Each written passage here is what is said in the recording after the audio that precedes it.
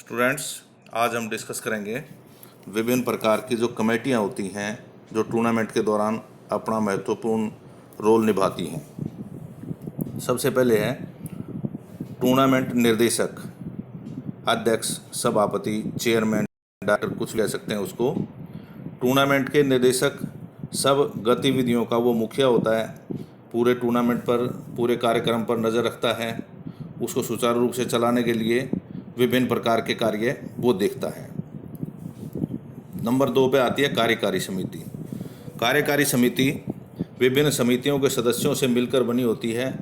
प्रत्येक समिति से कोई न कोई सदस्य उसमें शामिल होता है और सभी मिलकर सफलतापूर्वक कार्य करने के लिए प्रयास करते हैं। तीसरी है आयोजन समिति।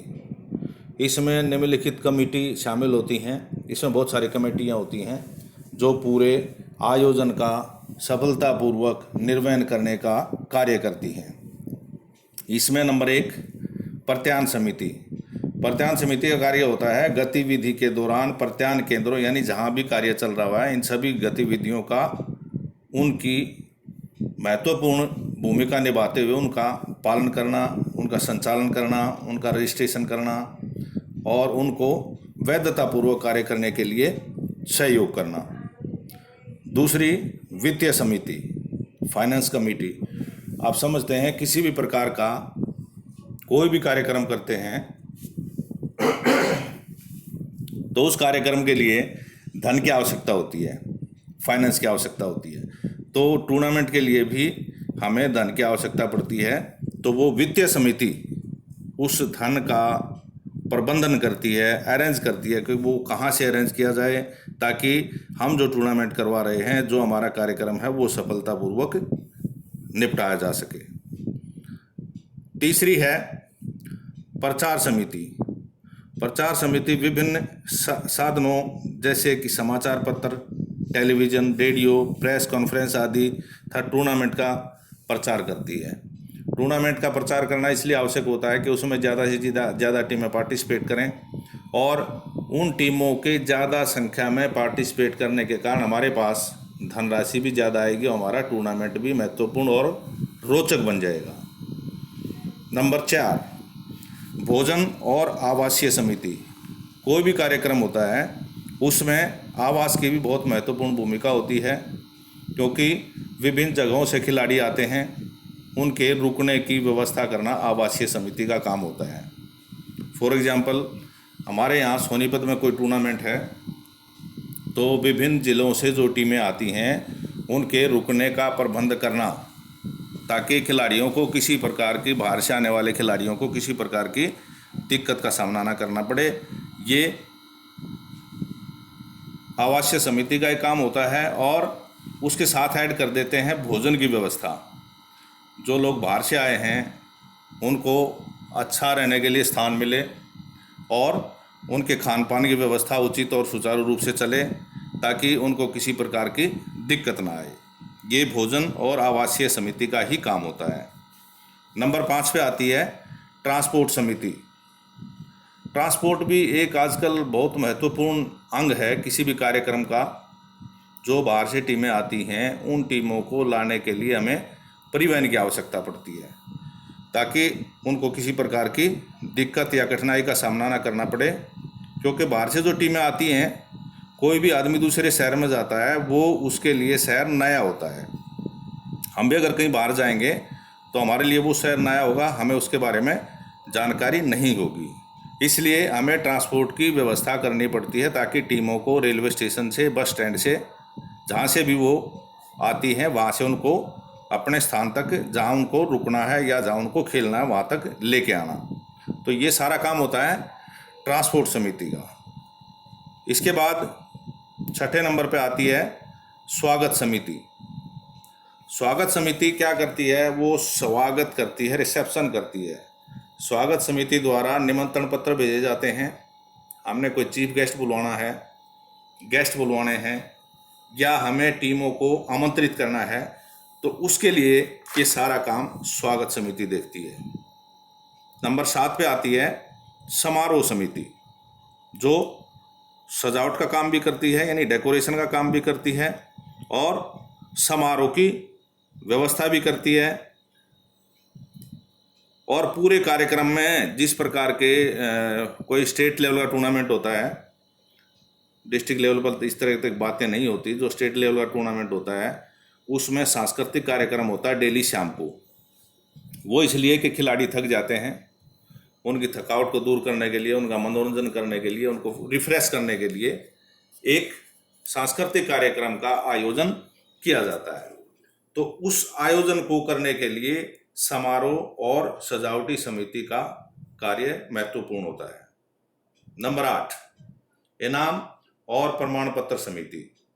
इस समिति द्वारा सब इनाम, कप्स, सर्टिफिकेट्स, मेडल्स, जो भी हमें इनाम देने हैं विनर खिलाड़ियों को, उनका सबका प्रबंध इसी कमेटी को करना होता है।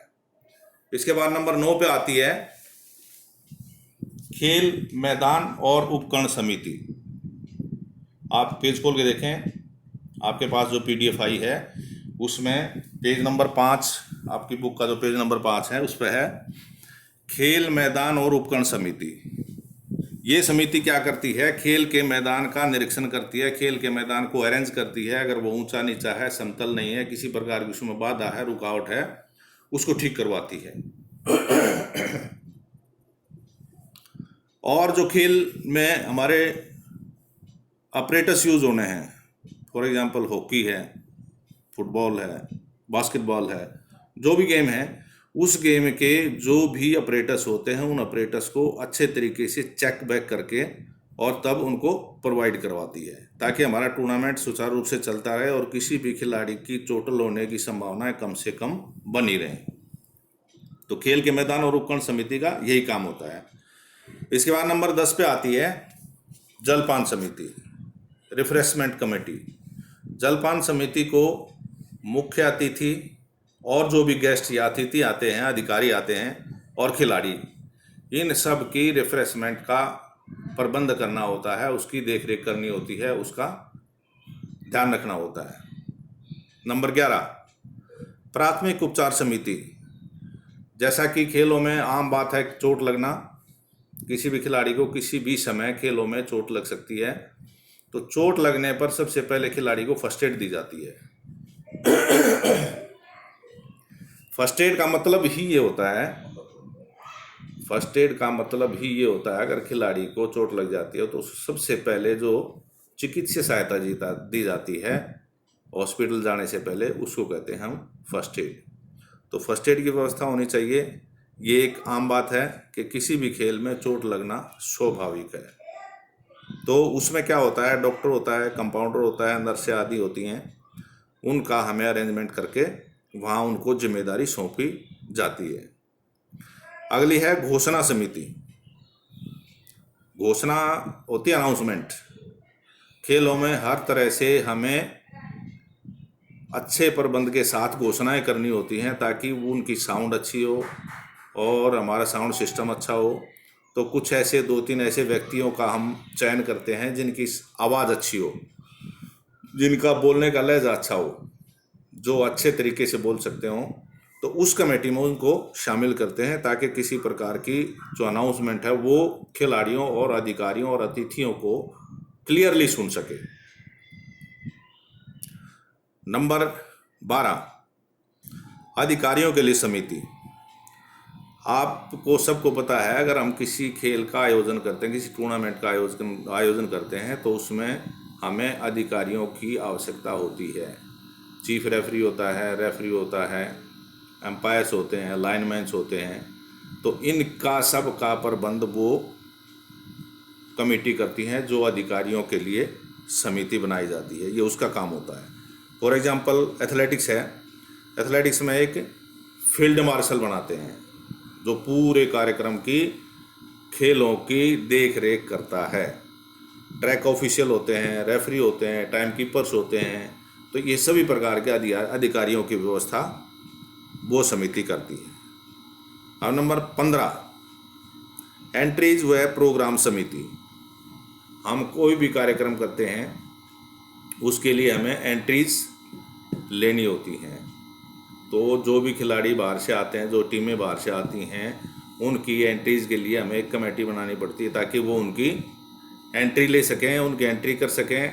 और उनका काम ये होता है, जो भी टीम बाहर से आई है उस टीम को सुचारू रूप से, व्यवस्थित रूप से उनको ये बताना कि आपकी अकोमोडेशन वहाँ है, आपको वहाँ जाना है, आपके खाने की व्यवस्था वहाँ है, आपका जो टूर्नामेंट होना है उसमें आपके मैचेस वहाँ होने, फला जगह होने हैं, और उनकी एक प्रॉपर तरीके से एंट्री करती है ताकि हम खेलों में फिक्सर बना के और अपने टूर्नामेंट को महत्वपूर्ण तरीके से, बहुत बढ़िया तरीके से निपटा सकें।